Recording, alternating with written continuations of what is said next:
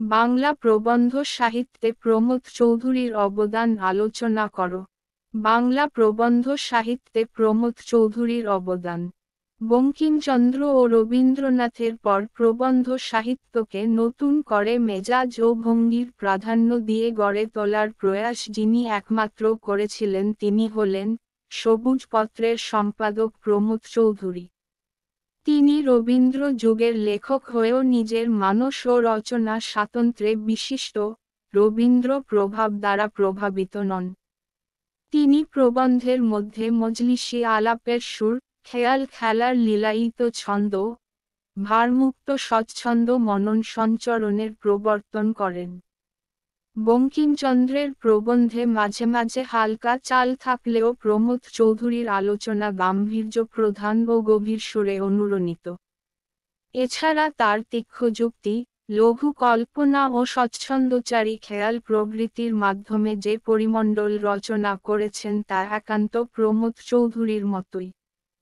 তার রচিত প্রবন্ধ গ্রন্থগুলি হল তেল নুন লকড়ি ১৯০৬, বীরবলের হালখাতা ১৯১৭, নানা কথা ১৯১৯, দুইয়ার্কি ১৯২০, আমাদের শিক্ষা ১৯১৯, বীরবলের টিপ্পনী ১৯২১, রায়তের কথা ১৯২৬, নানা চর্চা ১৯৩২, প্রাচীন হিন্দুস্থান ১৯৪০, আত্মকথা ১৯৪৬।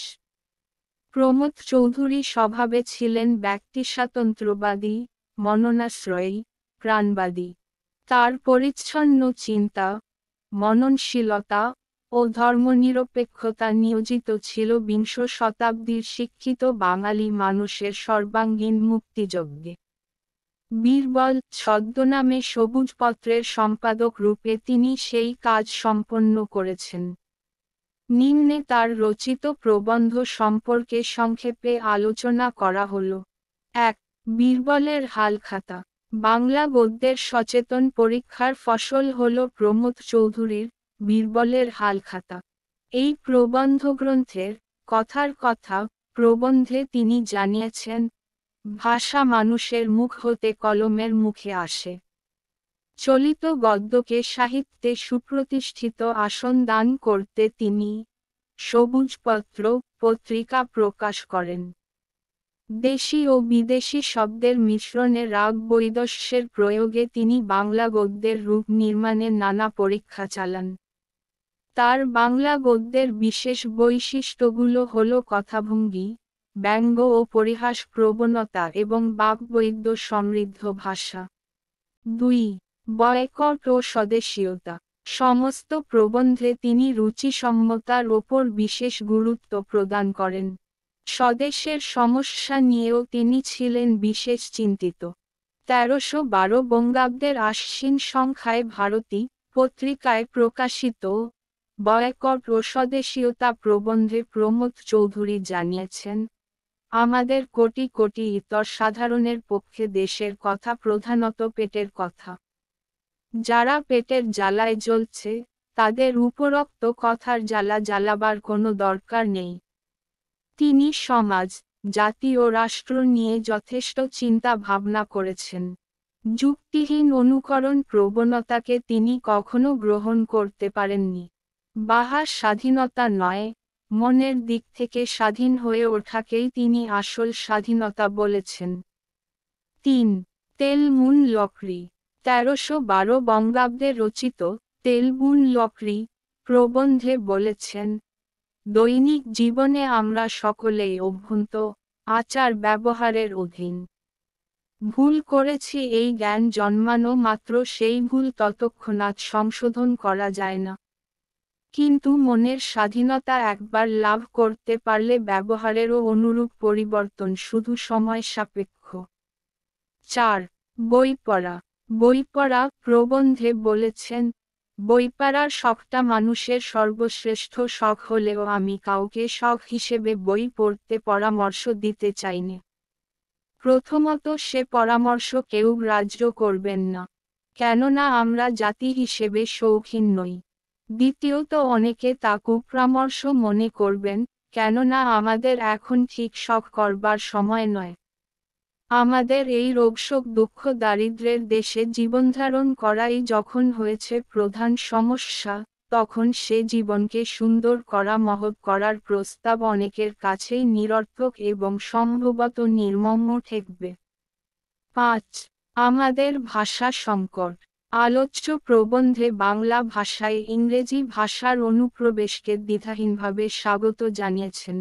ইংরেজি শিক্ষিত মানুষের কথোপকথনের দিকে নজর দিলে দেখা যায়, তাদের কথ্য ভাষায় অধিকমাত্রায় ইংরেজি শব্দের বাহুল্য। ইংরেজরা আসার আগে আমাদের দেশে অজস্র বিদেশি জাতি প্রবেশ করেছে। তার ফলে অজস্র বিদেশি শব্দ আমাদের ভাষায় প্রবেশ করেছে। ভারতচন্দ্রের সময়কালে 18 শতকে আমাদের বাংলায় পর্তুগিজ, ফরাসি, ওলন্দাজ, ডেনমার্ক, ইংরেজ প্রভৃতি বিদেশি জাতি প্রবেশ করেছে। সেই সব ভাষার শব্দও বাংলায় প্রবেশ করেছে। স্বাভাবিকভাবেই অনেক বিদেশি শব্দ বাংলা ভাষা থেকে যেমন বেরিয়ে গেছে তেমন স্বাভাবিকভাবেই নতুন নতুন অনেক বিদেশি শব্দ অনুপ্রবেশ করেছে। জোর করে কোনো বিদেশি শব্দকে আজ আর বাংলা ভাষা থেকে তাড়িয়ে দেওয়া সম্ভব নয়। ৬. সাহিত্যের উদ্দেশ্য। সাহিত্যের উদ্দেশ্য প্রবন্ধে প্রমথ চৌধুরী, সাহিত্যের খেলা, প্রবন্ধে লিখেছে, সাহিত্যের উদ্দেশ্য সকলকে আনন্দ দেওয়া, কারো মনোরঞ্জন করা নয়। এ দুয়ের ভিতর যে আকাশ পাতাল প্রভেদ আছে, সেইটি ভুলে গেলেই লেখকরা নিজে খেলা না করে পরের জন্যে খেলনা তৈরি করতে বসেন। সমাজের মনোরঞ্জন করতে গেলে সাহিত্য যে স্বধর্মচ্যুত হয়ে পড়ে।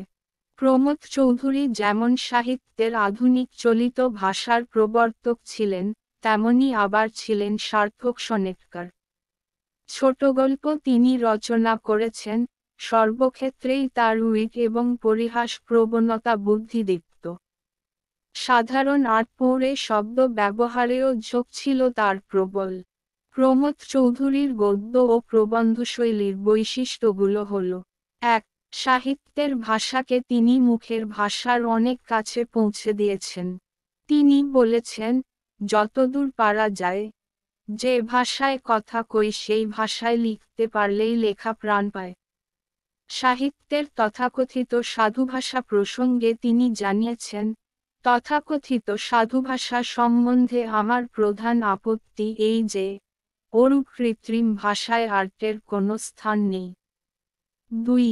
প্রমথ চৌধুরী সাহিত্যে চলিত ভাষার পক্ষপাতী হলেও তার গদ্যরীতিকে মৌখিক গদ্যরীতি বলা চলে না।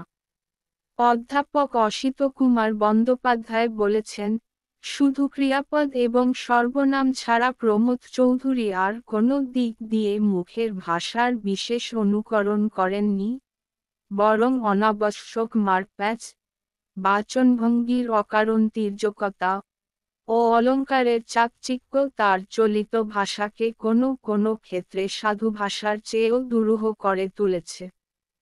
৩. ভাষা এবং সাহিত্য দু রকমের রচনাই তিনি লিখেছেন।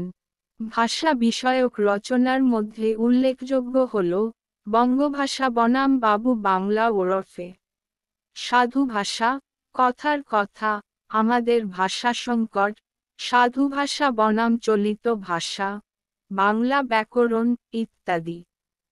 সাহিত্য বিষয়ক রচনার মধ্যে উল্লেখযোগ্য হল সাহিত্যে চাবুক, সাহিত্যে খেলা, কাব্যে অশ্লীলতা ইত্যাদি। ভাষা প্রসঙ্গে তিনি জানিয়েছেন, ভাষামার্গে আমি ভারতচন্দ্রের পদানুসরণ করেছি। সাহিত্য কেন্দ্রিক রচনাগুলিতে তার পর্যবেক্ষণ সুলভ দৃষ্টি এবং পরিহাস প্রবণতা যুক্ত হয়েছে। ৪. কথকতা সুলভ ভঙ্গি, চলিত ভাষা প্রয়োগ, বাগবৈদগ্ধতা, ব্যঙ্গ ও পরিহাস প্রবণতা তার গদ্য সাহিত্যের বিশেষ বৈশিষ্ট্য। ৫. প্রমথ চৌধুরীর গদ্যকে রবীন্দ্রনাথ বলেছেন ইস্পাতের ছুরি। তিনি আঙ্গিকের কাঠিন্যতা থেকে প্রবন্ধ সাহিত্যকে মুক্তি দিয়েছেন। প্রবন্ধে তিনি বিষয় নিয়ে খেলা করেছেন এবং খেলার আনন্দ উপভোগ করেছেন। 6. মুখের কথাকে তিনি শিল্পকলায় রূপান্তরিত করেছেন। পরিশেষে আমরা বলতে পারি যে প্রাবন্ধিক হিসাবে প্রমোদ চৌধুরী বাংলা সাহিত্যে শ্রেষ্ঠ কৃতিত্ব রেখে গেছেন। যদিও অসিত কুমার বন্দ্যোপাধ্যায় বলেছেন, যথার্থ মুখের ভাষাকে সাহিত্যকর্মে ব্যবহারের গৌরবহুতম বিবেকানন্দের প্রাপ্য, প্রমোদ চৌধুরীর নয়, তবুও তার ভাষারীতির স্বাতন্ত্র্য আছে। সেই স্বাতন্ত্র্য কৃত্রিম হলেও তাকে সাহিত্যে যথাযথ স্থান করে দেওয়ায়, বা বৈদগ্ধ্যপূর্ণ ভাষার ব্যবহারে, বাঙালি মনন ও সংস্কৃতি কে কুসংস্কার ও অজ্ঞতা থেকে মুক্তিদান করে। প্রমোদ চৌধুরী চলিত রীতির বাংলা গদ্যের যে নতুন সন্ধান দিয়েছেন এবং প্রবন্ধের আঙ্গিকের যে পরিবর্তন এনেছেন সেজন্য প্রাবন্ধিক হিসাবে তিনি স্মরণীয় হয়ে থাকবেন। বিশেষ দ্রষ্টব্য 1914 সালে প্রমোদ চৌধুরী সম্পাদনের সবুজপত্র নামের সাময়িক পথের আবির্ভাব ঘটে। সম্পাদক পত্রিকাটির উদ্দেশ্য সম্বন্ধে সম্পাদকীয়তে লিখেছেন, বাঙালির জীবনে যে নতুনত্ব এসে পড়েছে তাই পরিষ্কার করে প্রকাশ করার জন্যই সবুজপত্রের আবির্ভাব। সবুজপত্রে রবীন্দ্রনাথের চতুরঙ্গ উপন্যাস প্রকাশিত হয়। চলিত গদ্য রীতির প্রাণ প্রতিষ্ঠায় সবুজপত্রের অবদান অনন্য। বাংলা গদ্য সাহিত্য সাময়িক পত্রকে আশ্রয় করেই গড়ে উঠেছিল। সাময়িক পত্রিকাগুলি প্রধানত গদ্যকে জড়তামুক্ত করা, লেখক গোষ্ঠী তৈরি করা, সাহিত্যের সর্বাঙ্গীন উন্নতি ও জাতীয় চেতনার উন্মেষে সহায়তা করেছিল।